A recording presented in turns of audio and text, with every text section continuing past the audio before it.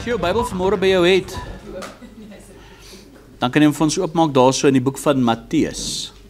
Die boek van Matteus hoofstuk 7. Die boek van Matteus hoofstuk 7. Prys die Here. Die boek van Matteus. Matteus in die 7de hoofstuk. En ek wil vanmôre 'n bietjie met ons 'n gedagte deel wat eintlik tot my hart ook gespreek het, en dis bietjie 'n ander persepsie van wat ons vanmôre gelees en wat ons gewoonlik gehoor het. Maar dis 'n gedagte wat by my opgekom het en wat die Here tot my hart gespreek het, wat ek graag met julle wil deel. En ons lees daarso op Matteus 7 vanaf vers 3 tot en met vers 5. Matteus 7 vanaf vers 3 tot 5. Hy sê, en waarom sien jy die splinter in die oog van jou broeder, maar die balk in jou eie oog merk jy nie op nie? Of hoe sal jy vir jou broeder sê, laat my toe om die splinter uit jou oog uit te haal, en kyk, in jou eie oog is die balk. Geveinsde, haal eers die balk uit jou oog uit, dan sal jy goed sien om die splinter uit die oog van jou broeder uit te haal. En ek wil vanmôre bietjie met ons praat oor die balk en die splinter. En ek wil sommer uit so van die staanspoor af sê, hoe afhanklik is ek en jy van vergifnis? Kan ek vir jou sê dat vergifnis, veral God se vergifnis, is vir ons lewensnoodsaaklik. Ons siele is op die spel. Maar hoe verander God se vergifnis my en jou lewe? Wat het sy vergifnis vir my en vir jou in ons lewe verander? En nou in konteks met hierdie vers, hierdie skrifgedeelte wat ek vanmôre gelees het, in lyn met dit nou, wil ek bietjie uit 'n ander perspektief uit na hierdie kyk. Want hierdie gedeelte kan eintlik van toepassing wees in elke area van ons lewe. En ek wil net vanmôre die boodskap nou so vat. Dit kan van toepassing wees in elke area van jou lewe. Dit kan wees tussen man en vrou, dit kan wees tussen broer en suster, dit kan wees onder kinders, dit kan wees onder vriende, onder familie, onder kollegas, dit kan wees in elke aspek van die lewe, ander nasies, ander mense, ander kulture. Maar eintlik moet ons vanmôre bietjie eintlik ons eie harte deursoek. Of ons nie iewers toegelaat het dat 'n balk ons oorheers nie. Ek wil vanmôre bietjie met ons praat oor die balk en die splinter. En nou die heel eerste gedeelte wat as ons hierdie gedeelte lees, dan sê waarom sien die splinter in die oog van jou broer, maar die balk in jou eie oog merk jy nie op nie. Dan dink mense in die interpretasie altyd al van as ons mekaar, as daar fout is, jy weet, die een doen ons skade aan en jy weet, maar ek staan nou agter die deur, maar ek kan nou vinger wys. Ek wil nie in daai perspektief vanmôre hierna kyk nie. Ek wil vanmôre oor hierdie gedeelte praat oor onvergifnis en die wortel van bitterheid. En kom maar vir sê, hierdie gedeelte wys die Here eintlik vir ons dat ons kan baie maklik die foute van ander mense raak sien. Maar dat ons eintlik blind is vir ons eie hart.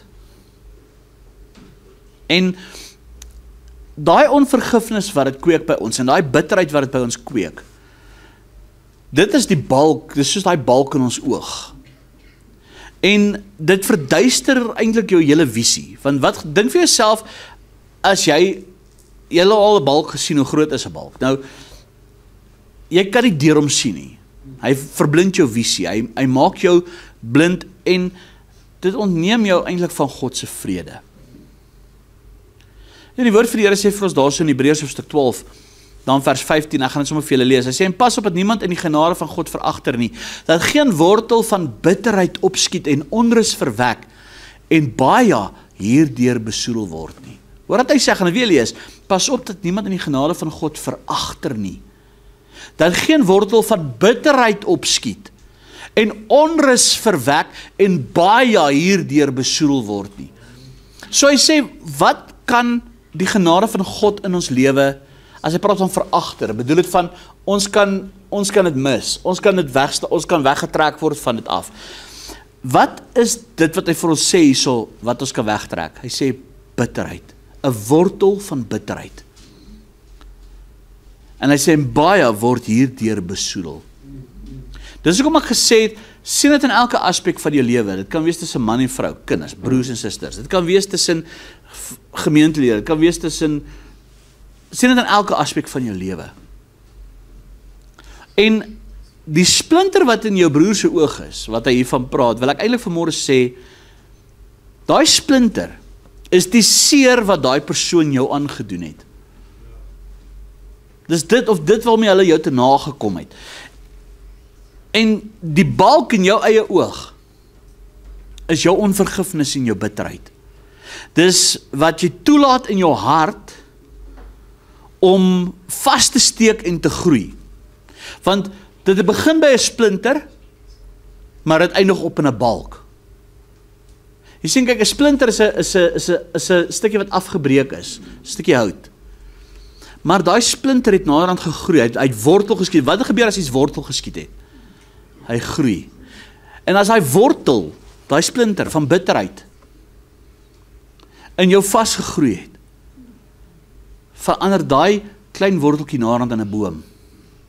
Hy word 'n balk. En hoe langer jy daarin vashou, hoe groter word die balk.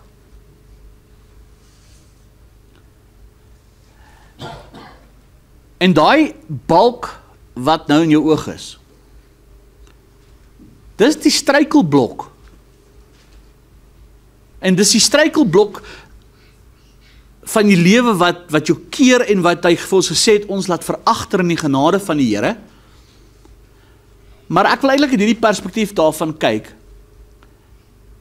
wat jy daar met daai balk gaan doen, gaan bepaal of dit 'n struikelblok vir jou lewe gaan wees, en of dit 'n deurbraak in jou lewe gaan wees.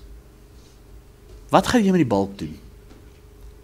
Jy sien, die splinter is daar, hy het gegroei, nou word hy 'n balk. Dit verblind jou visie, want jy kyk vas nou in die splinter wat in jou broer se oog is, dit wat hy my aangedoen het, dit wat hulle aan my gedoen het, dit hoe hy my te nagekom het, hoe hulle my seer gemaak het, hoe hulle my afgebreek het, wat hulle aan my gedoen het, hoe hulle my ingedoen het. En daai ding begin groter word, dit word daarom die balk in my oog.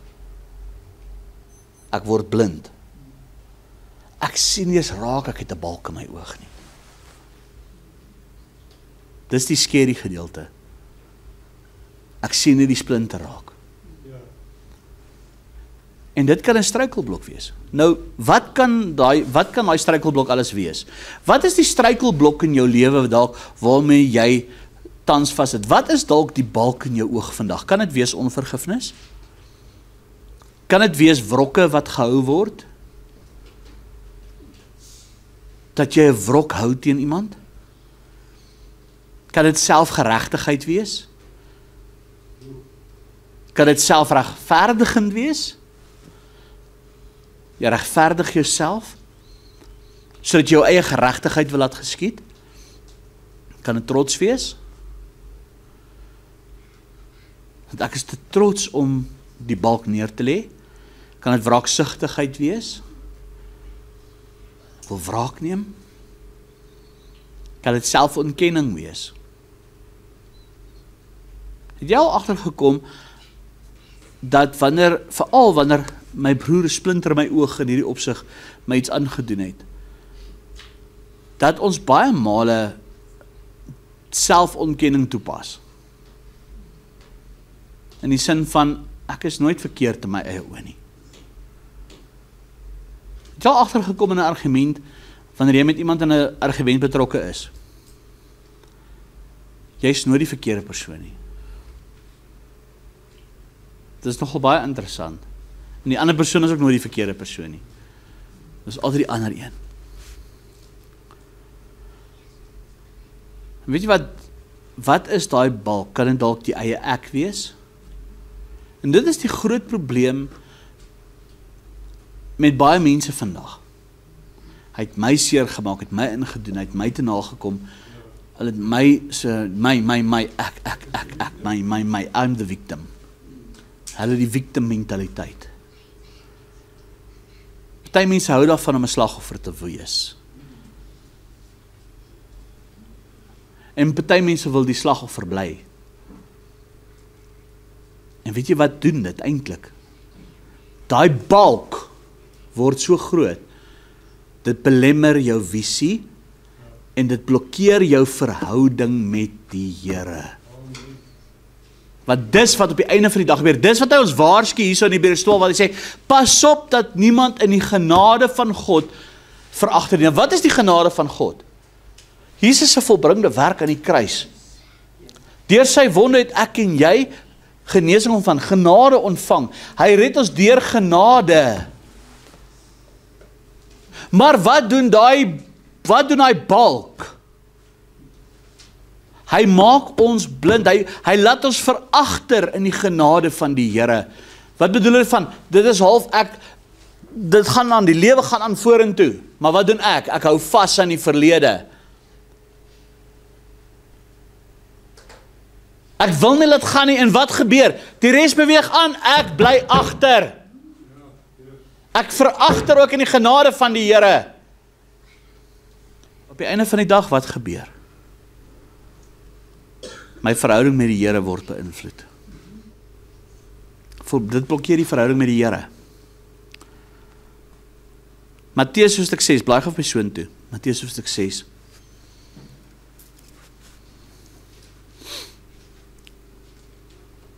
Ek wil hê jy moet hierdie vir jou in jou Bybel merk. En onthou het nou gesê dat dit veragter ons in die genade van die Here. Die lewe gaan aan, maar ek anker myself, ek skiet wortel in die verlede. Daai splintertjie word nou 'n wortel. Hy word geanker. Hy word 'n boom, hy word 'n balk. Ek sien nie raak, hierdie ding is besig om 'n boom te raak nie. Ek hou net vas aan die splinter wat in my broer se oog is, wat hy my aangedoen het. En hierdie boom raak al groter en al vrugter. Wat doen 'n boom later aan? Hy dra vrug. En dan wat is die vrug van daai boom?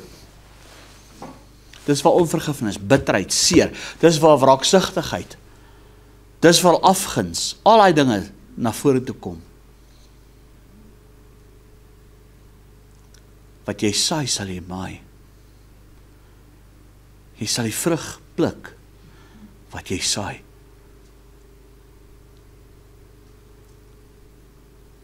En die Here sê vir ons daar Matteus hoofstuk 6, daar vers 14 en 15.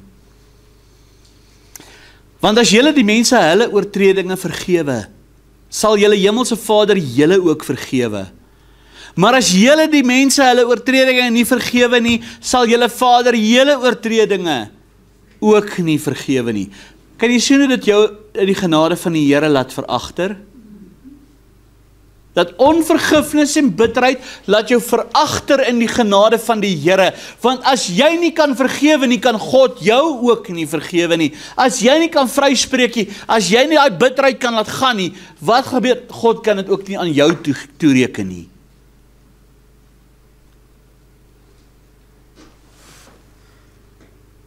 Wat jy saai, sal jy maai. As jy nie daai balk laat vaar nie, as jy nie daai boom afkap nie, bly dit 'n struikelblok. Maar, as jy dit aan die kruis bring, ek het nou gesê, daai balk kan jou struikelblok wees, of dit kan jou deurbraak wees. Want as jy dit aan die kruis toe bring, dit word jou getuienis tot oorwinning. Hoor wat ek vanmôre vir jou sê. Want hy balk veroorsaak blindheid. En Jesus sê daar, die balk in jou eie oog merk jy nie. Waarom merk jy dit nie? Waarom merk jy dit nie? Want hy maak jou blind. Jy sien net die pyn, jy sien nie die genesing nie. Jy sien net die oortreder, jy sien nie die verlosser nie. Jy sien net die probleem, jy sien nie die oplossing nie. Jy sien net die haat, jy sien nie vergifnis nie. Jy sien net jouself, jy sien nie Jesus nie.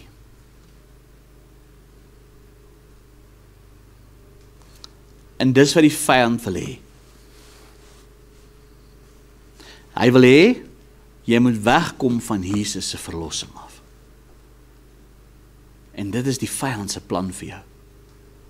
Hy wil hê, jy moet veragter in die genade van die Here. En hy weet, deur onvergifnis en deur bitterheid, en deur wrokke wat jy wil vashou, veragter jy in die genade van die Here.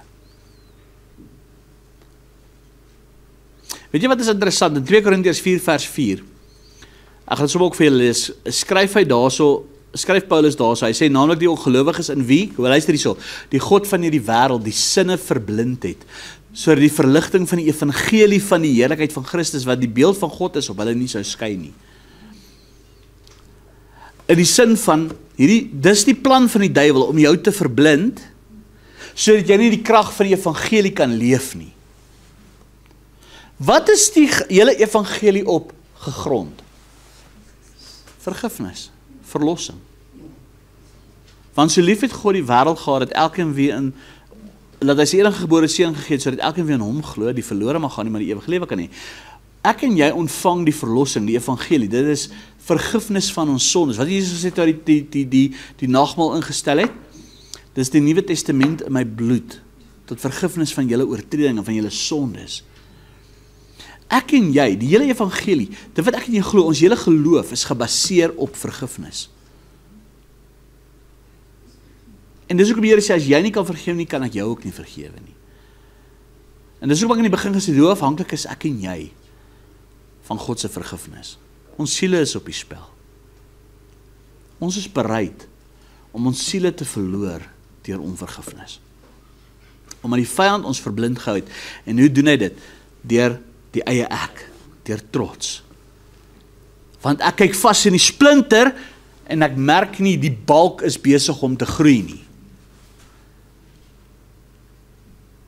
Jy sien, wanneer jy vassteek in onvergifnis, hou die balk jou fokus vas op die splinter in jou broer se oog. Jy gaan net hamer op hy splinter. Want jy kyk net vas in die onreg. Jy kan nie die lig van God se waarheid raak sien nie. Jy kan nie sien dat daar verlossing is nie. Maar weet jy wat eintlik interessant is? Wanneer hy balk verwyder word, dan begin jy bietjie dinge uit God se perspektief uit te sien. Jy sien nie meer die onreg nie, maar jy sien genade. Jy sien nie meer jou vyand nie, maar jy sien jou broer. Jy sien nie meer jou pyn nie, maar jy sien die oorwinning in Christus. Jy sien nie meer die eie ek nie, maar jy beleef en jy sien Christus in jou. En dit is wat vergifnis doen. Dit openbaar eintlik die evangelie aan my en jou. Van waar die splinter my broer my vyand gemaak het, fokus ek nie meer op die splinter nie. Ek sien my broer. Jy sien, en dis 'n baie interessante ding hierdie. Wanneer jou balk genees en jou balk verwyder is, wat sê daai gedeelte vir ons? Verwyder eers die balk uit jou oog, dan sal jy mooi kan sien om die splinter uit jou broer se oog te kan uithaal. Dit wil eintlik vir ons sê, wanneer jou balk verwyder word, wanneer jou balk genees jou broer se splinter. Weet jy wat is baie interessant van die mensdom vandag? Ons wag eers dat die ander persoon moet kom regmaak. Al was ek onskuldig, maar dit is so onregverdig, dat is so die Here dit ingestel het. Ons wag eers dat die ander persoon moet jammer sê of regmaak wat hulle gedoen het. Maar Jesus sê eintlik hier so, begin by jouself.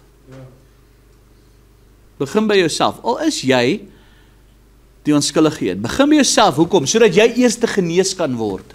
Dat jy genesing kan ontvang. Amen.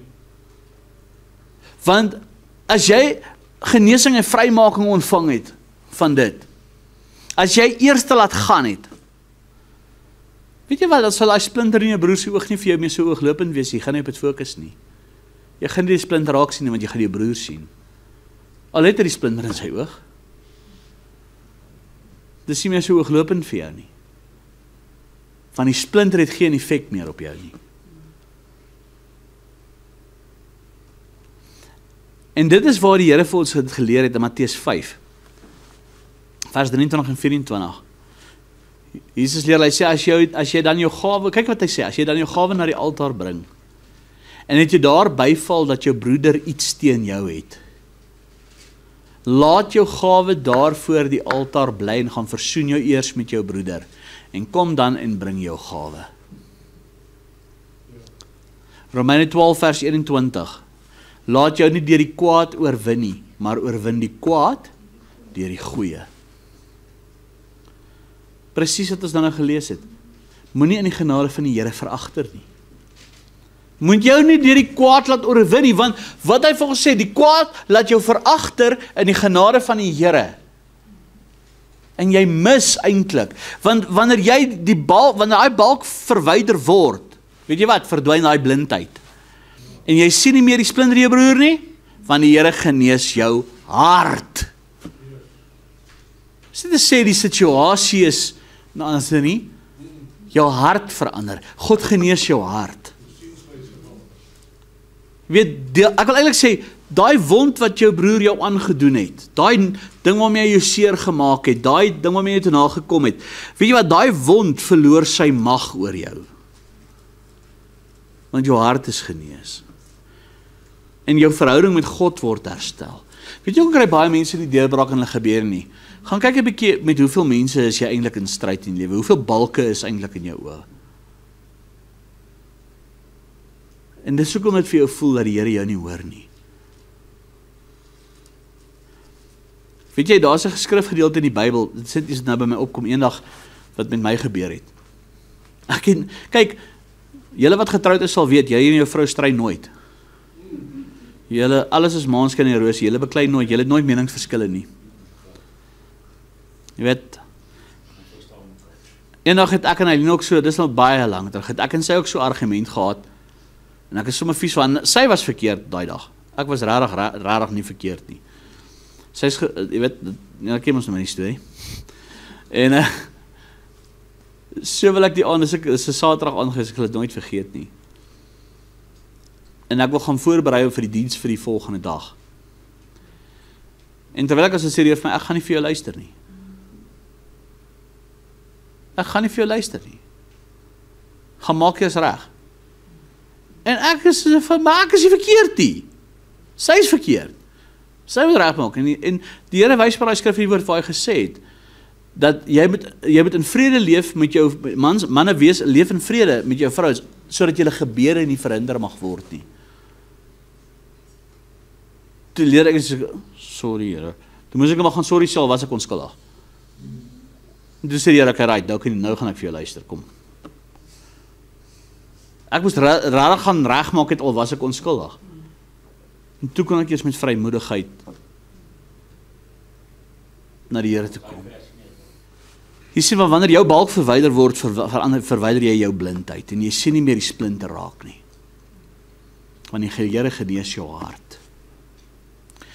En daai wond, wat jou aangedoen is, verloor sy mag oor jou. En dis wat herstelling is. Dit gaan eerstens, hoekom moet ek en jy vergewe en vryspraak kry? Dit is die sleutel vanmôre wat ek jou wil gee. Want, waarom moet ek en jy vergewe en vryspreek? Al is ons onskuldig. Waarom? Om ons verhouding met God te herstel. Om ons geestelike kanaal oop te hou met die Here. Dis ook die Here gesê het ook in sy woord. Aan my kom die wraak toe, ek sal vergeld. Hy sê vir my, gee jy vir my die situasie. Sorg jy dat jou kanaal met die Here oop is. Dis hoekom hy sê, gaan maak jy reg. As hulle niks van jou wil weet nie, en hulle bly kwaad vir, dis nie jou probleem dan nie. Hoor wat ek vir jou sê, sorg jy dat jou kanaal met die Here oop is? Doen jy dit? Breek jy daai skeidspier af? God sal met hulle deel, op hulle manier. Die Here stap met elke oue pad. Hy stap ook met hulle pad. Maar weet jy wat, Jesus, en ons almal ken hierdie gedeelte, is die voorbeeld van vergifnis. Want daar aan die kruis het hy nie vasgehou aan die onreg wat hom aangedoen was nie, alhoewel hy volle reg gehad het om dit te doen. Wat hy vir Petrus sê, Petrus, dink jy nie, ek kan 12 legioen engele roep nie. Maar weet, hy het, toe hy aan die kruis gehang het hy hom eerder onder God se plan geonderwerp. Want wat het hy daar gesê? Vader, vergewe hulle, want hulle weet nie wat hulle doen nie. En hy het sy klere voor hom verdeel, sê die Bybel, die lot daaroor gewerp. Vader, vergewe hulle weet nie wat hulle doen nie, hulle besef nie wat hulle doen nie. Hy het hulle na die Here toe gebring. En weet jy wat het hy gedoen? Here, moenie hulle hierdie kwaad toereken nie. Hulle besef nie wat hulle doen nie. Jy gaan sê, ja, maar hulle weet presies wat hulle by gedoen. Ja, menslik gesproke. Maar hulle besef nie wat het hulle gedoen nie. Ja, hulle weet hulle is verkeerd, maar hulle besef nie wat die implikasie is daarvan nie. Hoekom is ons so wraaksigtig om te wil hê iemand moet in die hel opeindig? Dink gou 'n bietjie so daarna. Weet jy, ons kyk baie keer na hierdie ding in 'n prentjie waar ons eintlik baie, ek wil eintlik vir jou sê, ons is eintlik, ons sien net die heilige sê ons in die me, myself en I. Ons dink nooit aan die implikasie vir daai party nie. En as ek sê, hoekom is ons so moordlustig om 'n ander persoon te wil sien hel toe gaan? Maak nie saak wie hulle is, wat hulle gedoen het nie. Dit is nog steeds 'n siel wat kosbaar is vir wie Jesus gesterf het. Wie is ons as die mens en as mens? Imagine yourself as iemand anders so oor jou voel, hulle wil hê jy moet hel toe gaan. Hoe sal jy voel? Hoe sal jy in jou hart, imagine yourself, iemand wil hê jy moet hel toe gaan. Hoe voel jy in jou hart wanneer iemand jou so condemn? Glo vir my, dit is 'n aaklige gevoel. Dis iets wat ek nie vir julle kan beskryf nie. Weet ek hoe dit voel, yes? Dat baie mense my hel toe gewens. Maar weet jy, op die einde van die dag, geen mens wil daar opeindig nie. Maar Jesus sê, Vader, vergewe hulle wat hulle weet nie wat hulle doen nie.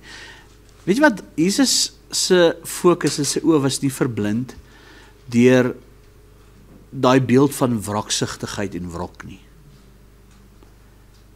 Maar hy was oop om God se plan te sien.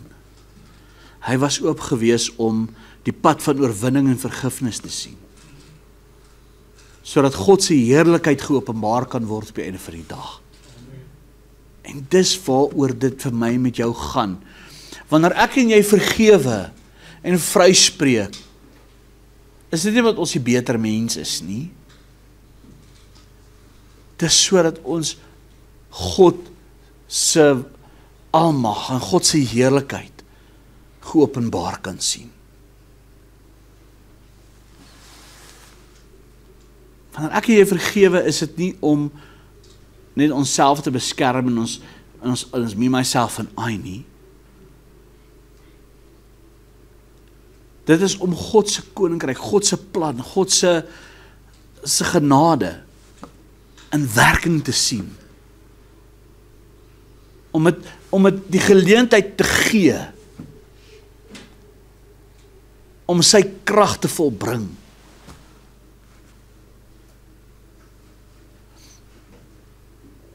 En hoe gaan ek het reg kry? Weet jy wat is 'n keuse? Selfs al vra mense jou nie om vergifnis nie, selfs al wil hulle jou nie terug vergewe nie, dis 'n keuse. Alhoewel jy my nie wil vergewe of vryspreek nie, wil ek niks teen jou hou nie. Kyk, hoor my mooi, ek wil graag vir jou een ding sê. Om te vergewe beteken nie, jy gaan om 'n braaivleisvuur sit nou weer, verstaan jy is gedwing om nou om 'n braaivleisvuur te sit en gekumbaya nie. Partykeer is 'n ongesonde verhouding beter om te laat gaan, om te sê, ek spreek jou vry, ek vergewe jou. Ek wil jou net nie my lewe toelaat nie. Want dit gaan nie werk nie. Jy weet, dit gaan net seer verder, ons vermy net vorentoe seer. Maar wanneer ek vergewe en vryspreek, beteken dit net, ek hou nie vas aan die wrok, en die seer, en die skade, en al daai dinge wat aangedoen is nie. Ek kies om dit te laat gaan. Ek kies om dit te laat gaan, en dit beteken nie, ek en daai persoon nou gaan koek en tee saam elke dag nie. Dit sal eintlik ideaal wees as so iets kan gebeur, maar partykeer, somtyds, is daar 'n ding soos ongesonde verhoudings. Is daar 'n ding soos ons is net nie goed vir mekaar nie. Want ons bring die slegte eintlik uit mekaar uit. En dit veroorsaak meer skade en groter skade. Dan is dit beter, kom ons, jy gaan jou weg, ek gaan my weg. Maar ons kies om nie vas te hou aan die seer en sodat ons kan beskerm om mekaar nie vorentoe verder seer te maak nie. En vir onsself struikelblokke veroorsaak nie. Maar ek kies om die seer te laat gaan. Ek kies om die wraak, die wraaksigtigheid te laat gaan. Ek hou dit nie teen jou nie. Jy's vry. Wanneer ek jou sien, sal ek jou met oop arms verwelkom. Maar dit beteken net, ek gaan jou net nie meer in my lewe toelaat nie. Verstaan, maak dit sens. Want mense sê, maar as jy baie mense dink van, as jy vergewe moet jy vergeet. Die konsep daarvan, ja, dis juist die beginsel. Ek los die seer, ek vergeet die seer, ek vergeet die ding, ek laat dit gaan, I let it go. Maar ek meen, ek gaan vir jou sê, kom ek gaan nou 'n voorbeeld vir jou gee. Kom ons sê 'n man verkrag 'n vrou brutaal. Ek weet, dit is baie eksplisief wat ek nou hier so sê. Beteken nie wanneer sy hom vergewe, sy hom nou gaan elke aand gaan nooi vir aandete. En gaan nie. Verstaan jy wat ek vir jou sê? Hy het 'n misdaad gepleeg, hy moet deur die geregstelsel, beteken nie hy is vrygeskel vir die tronk en van die goeters nie. Daar's geregtigheid wat ook moet geskied rondom die wetsisteme, rondom die regstelsel. Maar dit beteken net, ek kies om dit nie teen jou te hou nie. Ek kies om nie wraaksigtig teenoor jou te wees. I'm not gonna call a hitman to take you out. Ek gaan nie jou hele familie verder verwoes nie. Ek gaan nie jou lewe verder vir jou verwoes nie. Dit wat jy gesaai het, jy gaan nie maai. Die regstelsel sal sy reg loop. Maar ek kies net om dit nie teen jou te hou nie. Ek gaan jou nie daarvoor haat nie. Ek gaan jou nie daarvoor in die hel inwens nie. Ek gaan bid vir jou vir genade. Ek gaan bid vir jou vir verandering. Maak dit sin wat ek probeer verduidelik hierso. I choose to let go of the pain. Ek kies om eerder my broer te sien in plaas van die oortreder. En ek bid eerder vir jou redding. En ek bid eerder die Here se hand oor jou, bid vir jou rehabilitasie. Maak dit sens wat ek probeer sê.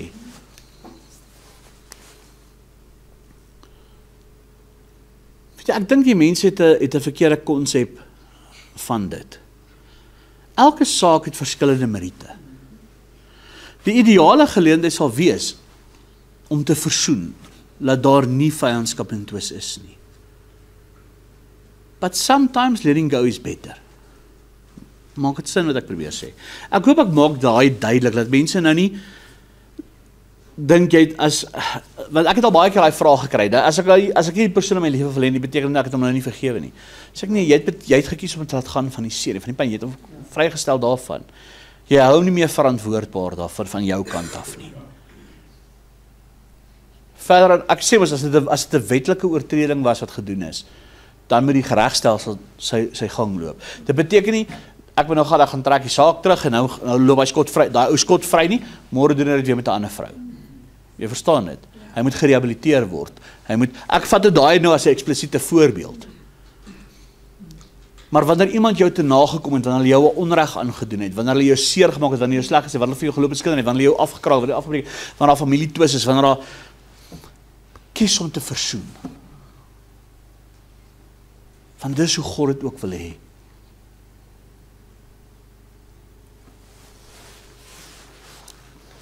Weet jy wat het Jesus vir ons geleer? Bid vir diegene wat jou seer gemaak en te nagekom het. Matteus 5 vir die bergpredikasie, vers 44 tot en met vers 48 sê hy, ek sê vir julle moet julle vyande lief hê. Nou, Here, hoe kry ek dit reg?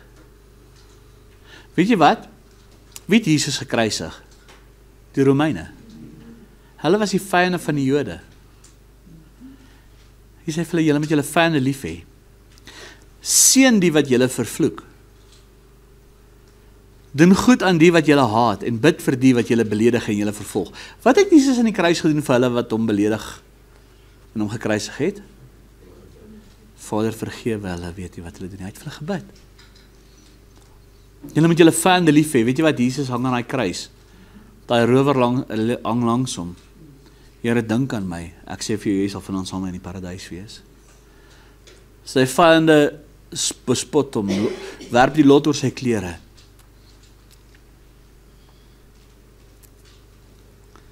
Hy sê, bid vir die wat julle beledig en vir julle vervolg, sodat julle kinders kan word van julle Vader wat in die hemele is. Want hy laat sy son opgaan oor slegtes en goeies, en hy laat reën op regverdiges en onregverdiges. Want as julle liefhet die wat vir julle liefhet, watter loon het julle? Doen die tollenaars nou ook dieselfde nie? En as julle net julle broeders groet, wat besonders doen julle dan? Doen die tollenaars nie ook so nie? Wees julle dan volmaak soos julle Vader in die hemele volmaak is. Nou, nie een mens van ons kan volmaak wees nie, né? Maar hy sê vir ons, wat probeer hy eintlik hier vir ons illustreer? Soos wat God aan ons gedoen het, en aan ons genade skenk. Wees julle dan dieselfde. Doen julle dieselfde. Sorg dat jy 'n oop kanaal is vir die Here waardeur hy kan werk. Doen daai selfde werk wat die Here gedoen het. Jy sien, een voorbeeld wat vir my mooi uitstaan van hierdie ding. Julle moet die verhaal van Josef gaan lees in die Bybel. Julle ken die storie van Josef. Met die kleed, sy broers het hom gevang, sy kleed uitgetrek, hom in 'n put gegooi om aan die Ismaeliete te verkoop, sodat hy opgeëindig in Egipte. Maak by gooi op daar Genesis 50. Ek wil vir julle iets wys wat het hy gedoen. En daar so word hy gaan deur baie trials and tribulations in Egipte, né? Hy werk in Potifar se huis as 'n slaaf. Potifar se vrou kan haar pote nie van hom afhou nie. Dis hoekom sy naam Potifar was. Hy sê, keep your pote far from me. En hy eindigde op in die tronk. Waar hy vir 'n lang tyd was en hy lê deur die droom uit van die skinker in die bakker, onthou julle? Eventueel, wat gebeur toe? Hy lê die droom uit van die farao, van die 7 baarjare, die 7 vetjare, en hy word tweede in bevel van Egipte. Maar deur dit alles, was daar toe 'n hongersnood gewees van die 7 jare. En so eindig op die einde van die dag Israel op in Egipte. Nou Israel, wie was Israel? Jakob. en sy 12 seuns, sy seuns, hulle eindig toe nou op in Egipte, waar die Here na hulle gekyk het. Maar kyk nou wat gebeur al Genesis 50, so laat ons lees vanaf vers 16 tot en met vers 21. Let nou hierso op wat gebeur met Josef. Nou ek meen, voordat jy dit lees, luister gou hier.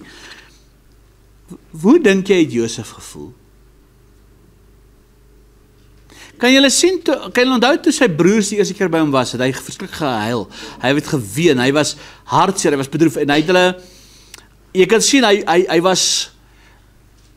eintlik geweet hoe om hierdie situasie te hanteer nie, maar terwille van sy pa het hy vir hulle graan en goeders gegee, en jy weet, so aan, maar hy het nie geweet regtig wat om met hulle te doen nie. Maar weet jy, toe sy broers eventueel, toe hulle nou vir Benjamin vat, en jy weet, kan onthou, het ons die beker in Benjamin se sak gesit, jy het 'n bietjie terug uit sondagsskool, as jy nie kan onthou nie, toe wou hulle ons in die tronk gooi en sovoorts, maar kyk hulle Genesis 50, daarvan in vers 6, hy sê, daarom het hulle hierdie boodskap na Josef gestuur, u vader het voor sy dood bevel gegee met hierdie woorde, so moet julle vir Josef sê, ag vergewe tog die oortreding van jou broers, en hulle sonde, want hulle het jou kwaad aangedoen, maar nou vergewe tog die oortredinge van ons wat die God van die Vader dien. En Josef het geween toe hulle met hom spreek. Kan jy sien, hy was seer gemaak. Kan jy vir jouself dink waar het hy alles gegaan in sy lewe? En sy broers het ook self gegaan en voor hom neergeval en gesê, kyk, ons is u slawe. Kyk na vers 19, maar Josef het hulle geantwoord, moenie bevrees wees nie, want is ek in die plek van God? Stop het gedaar, wow. Hy vra vir hulle, moenie ween nie, is ek in die plek van God? Bedoel hulle van, is ek God om julle te veroordeel? Maar as ook 'n tweeledige vraag daar, is ek nie in die plek waar God wil hê ek moet wees nie? Hoor julle? Hy vra eers, is ek in die plek van God, bedoelende van, is ek God om julle te veroordeel? En tweede, is ek nie in die plek waar God my wil hê nie, basically. Kyk wat sê vers 20, want julle het wel kwaad teen my bedink, maar God het dit ten goeie gedink om dit te doen soos dit vandag is, om 'n groot volk in die lewe te hou. Wees dan in die bevreesie, ek sal julle en julle kinders onderhou, so het hulle dan getroos en hulle hart gespreek. Kyk wat het Josef daar gedoen. Die Here het hierdie situasie gebruik, ek is deur al hierdie goed, ek is op die plek waar God wil hê ek moet wees, vir 'n spesifieke doel. En jy moet een ding besef, wanneer daar kwaad aan jou gedoen is, dis nie die Here wat dit aan jou doen nie, maar die Here kan hy situasie gebruik, om jou op die plek te kry waar hy jou kan gebruik. Hy kan hy omstandighede gebruik, hy kan 'n situasie gebruik om jou op 'n plek te kry, waar jy vir sy koninkryk kan bruikbaar wees, waar sy heerlikheid geopenbaar kan word. En wanneer jy kies om daai balk vas te hou, wat doen jy? Jy veragter die genade van die Here, en God se heerlikheid kan nie in daai omstandighede geopenbaar word nie. Waarom moet ek en jy vergewe? Sodat God verheerlik kan word. Jy sien, dit gaan nie oor my en jou nie. Waarom, kyk na Josef, het God toegelaat, dat hy deur allerlei dinge gaan, sodat Israel behoue kon bly. God het die omstandighede gebruik. En as Josef gekies het, om vas te hou aan sy wraak, was daar vandag die volk Israel nie. Weet jy wat? Dan ek en jy nie 'n Messias gehad nie. Dan ek en jy nooit vir Jesus gehad nie. As Josef hier gekies het, om teen hulle op te tree, was Jesus nooit gebore nie. Besef jy dit? Deur sy keuse, om te kan sê, ek is op die plek waar God my bestem het om te wees. Dis nie God wat dit aan my gedoen het nie, maar God is nog steeds in beheer. En wanneer ek kan toelaat om te vergewe, kan God se heerlikheid geopenbaar word. Ek sien dit dalk, Josef het dit nie gesien nie. Maar vandag sit ek en jy hier, en ek en jy het genade ontvang, omdat Josef gekies het om te vergewe. Think about that. Wat se implikasie, dink jy, kan jou vergifnis vorentoe beteken?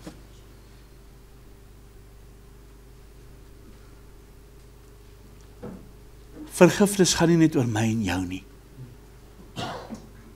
Dit gaan oor om God sy heerlikheid te openbaar. Here, daar's aan my kwaad gedoen. Ek het seer, ek is te nagekom. Ek kies om te vergewe. Ek verstaan dit nie. Ek dink baie maal het Josef daar by homself gedink.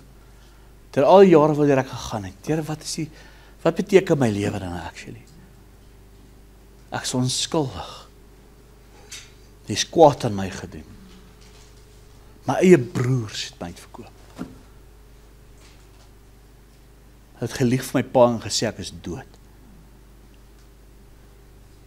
Maar Here, ek kies om te laat gaan, sodat u krag en heerlikheid geopenbaar kan word. En later toe hang daar 'n man aan 'n kruis wat sê, Vader, vergewe hulle, want hulle weet nie wat hulle doen nie. Hy het presies dieselfde gedoen. Vergewe hulle weet nie wat hulle doen nie. En vandag kan ek en jy vergifnis ontvang.